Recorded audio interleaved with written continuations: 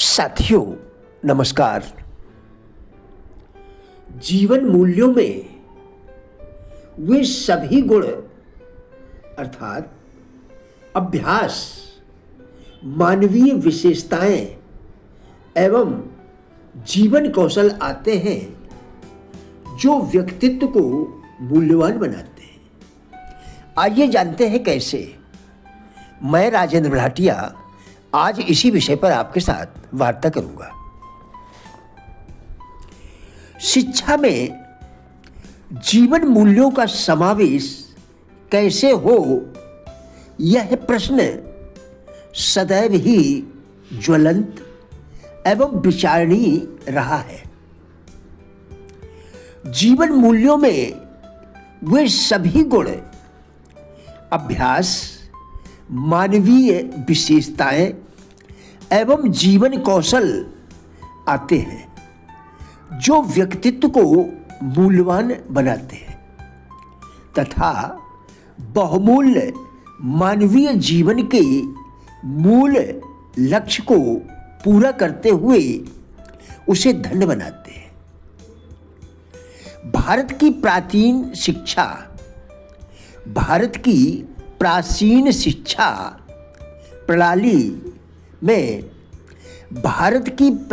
शिक्षा प्रणाली में जीवन मूल्य अंतर्निहित रहे हैं, जिसका अर्थ है किसी वस्तु, व्यक्ति या विचार का स्वाभाविक, स्थायी और अभिन्न हिस्सा जो भीतर से जुड़ा हो। कृपया दोबारा देखें। भारत की प्राचीन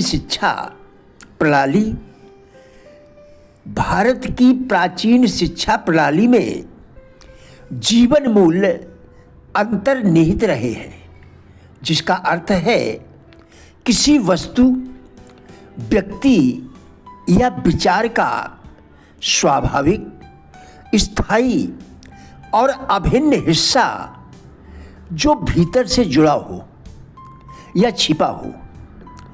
प्राचीन शिक्षा प्रणाली में शिक्षा का उद्देश्य विद्यार्थियों को अपने विषय के ज्ञान के साथ जीवन मूल्यों की शिक्षा भी दी जाती थी। समय के साथ गुरुकुल शिक्षा का ह्रास होता गया।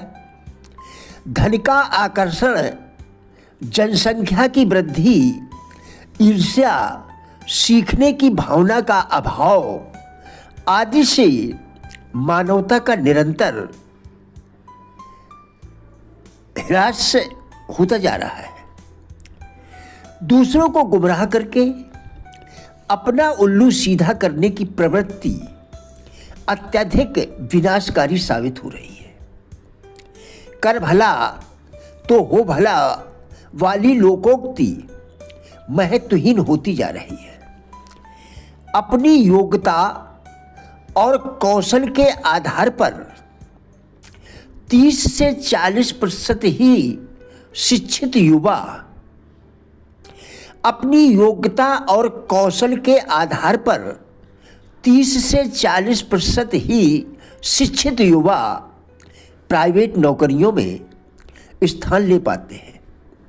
शेष बेरोजगारी का दंश झेल रहे युवाओं में आधुनिक शिक्षा इतनी क्षमता एवं मनोबल विकसित नहीं कर पाती कि अपने बूते कुछ स्वाभिमान भरा कार्य कर सके। वर्तमान शिक्षा मूल्यहीन होने के कारण विद्यार्थियों में जीवन की समुचित समझ भी विकसित नहीं हो पाती है। छोटे कार्यों को करने में उनको लज्जा आती है। दिशाहीनता के कारण कई तरह की अवांछनीय गतिविधियां पारिवारिक, सामाजिक जीवन के विकास में अवरोध बन जाती है।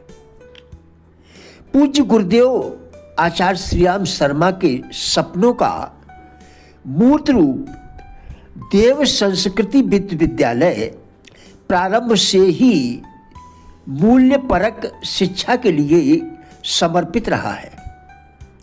इसमें जीवन शैली, समय एवं तनाव प्रबंधन, बौद्धिक विकास, भावनाओं की शुद्धि, समग्र सफलता, संवाद एवं नेतृत्व कौशल, सृजनात्मक उत्कृष्टता, चरित्र का निर्माण, आध्यात्मिक उत्कर्ष अर्थात विकास, समृद्धि, उन्नति जैसे विषय पढ़ाए जाते हैं,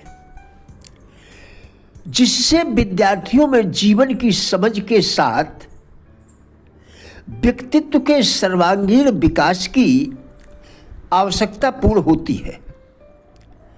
एक लघु कथा इस प्रकार है। महाभारत के युद्ध में कौरवों ने गुरु द्रोणाचार्य को सेनापति नियुक्त किया। द्रोणाचार्य पहले दिन का युद्ध बड़ी वीरता से लड़े, परंतु विजय श्री अर्जुन के हाथ में रही। यह देखकर दुर्योधन को बड़ी निराशा हुई। वह गुरु द्रोणाचार्य के पास गए और कहा, गुरुदेव, अर्जुन तो आपका ही शिष्य है, आप तो उसे क्षण भर में पराजित कर सकते हैं, फिर यह देर क्यों?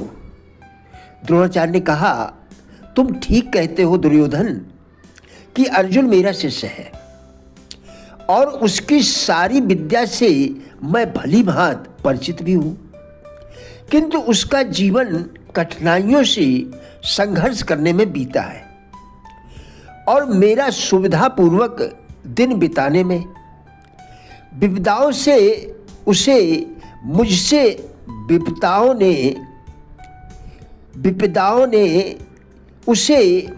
अधिक बलवान बना दिया है। यदि सुलझे हुए दृष्टिकोण से विश्लेषण किया जाए तो विपत्तियां सहायक ही सिद्ध होती हैं।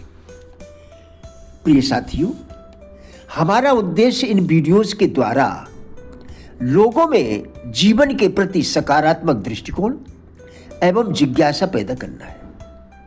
कृपया वीडियो पूरा देखकर विचार करें, क्या यह आपके लिए उपयोगी है? यदि हाँ, तो कृपया लाइक, शेयर एवं चैनल को सब्सक्राइब करके हमारा भी उत्साह बढ़ाएं। वीडियो देखने के लिए धन्यवाद।